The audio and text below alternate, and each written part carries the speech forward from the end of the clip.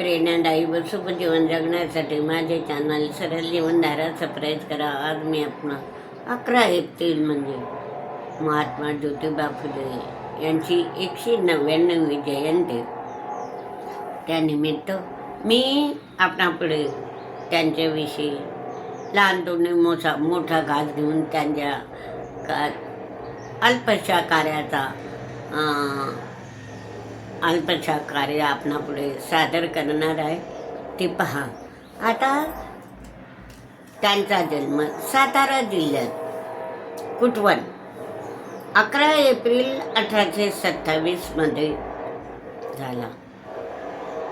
वडिलांचे नाव गोविंदराव होते, आईचे नाव चिमणीबाई होते आणि त्यांचे असे ते महात्मा फुले म्हणजे लोकप्रिय होते.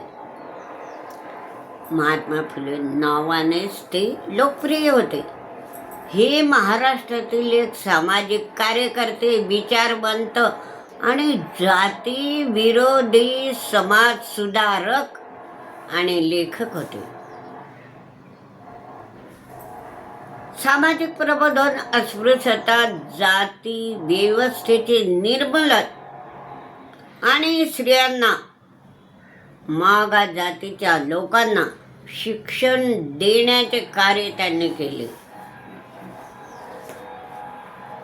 महात्मा सावित्री फुले पत्नी दोघीही भारतातील स्त्री शिक्षणाचे प्रणेते होते.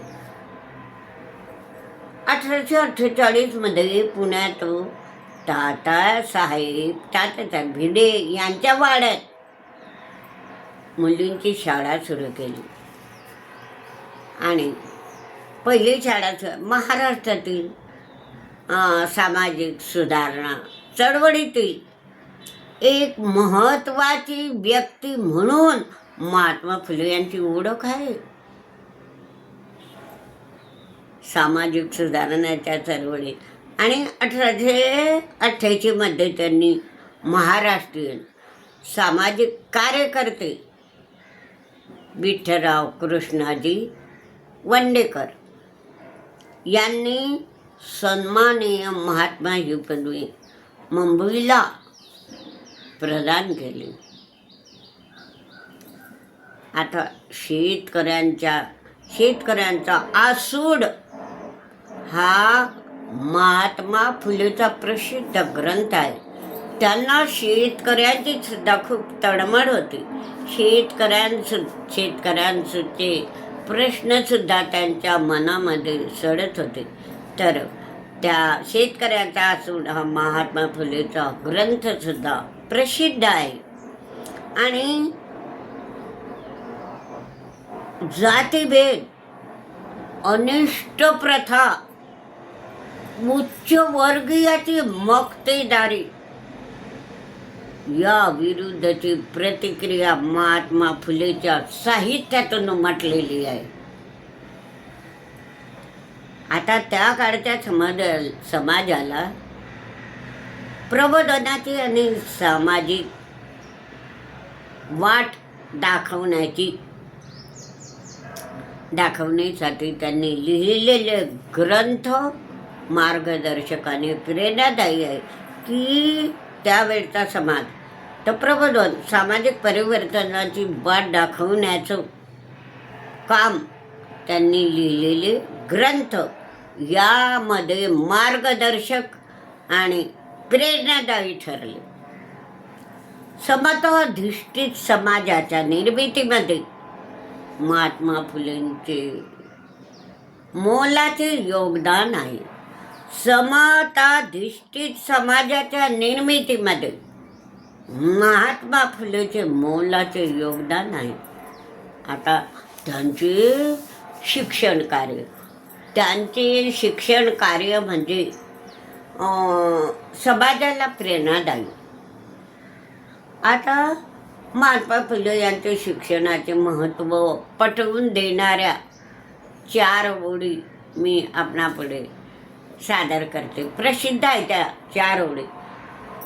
ते विद्येविना मती गेली, मती विना नीती गेली, नीती विना गती गेली, गती विना वित्त गेले, आणि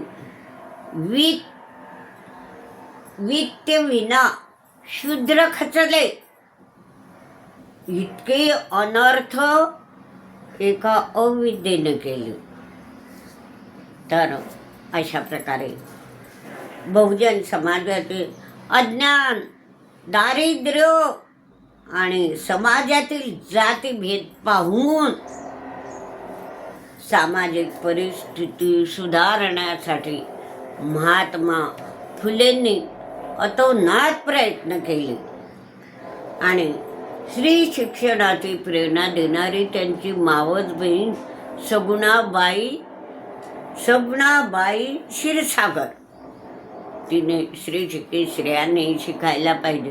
त्यांनी त्यांच्या पत्नीला शिकवून मुलींना शिकवण्यासाठी पहिली मास्तरीण म्हणजे सावित्रीबाई फुले झाल्या आणि त्या पहिल्या शिक्षिका.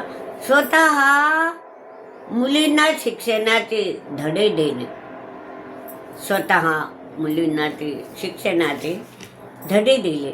आणि 24 सप्टेंबर 1873 रोजी महात्मा फुले यांनी सत्यशोधक समाजाची स्थापना केली.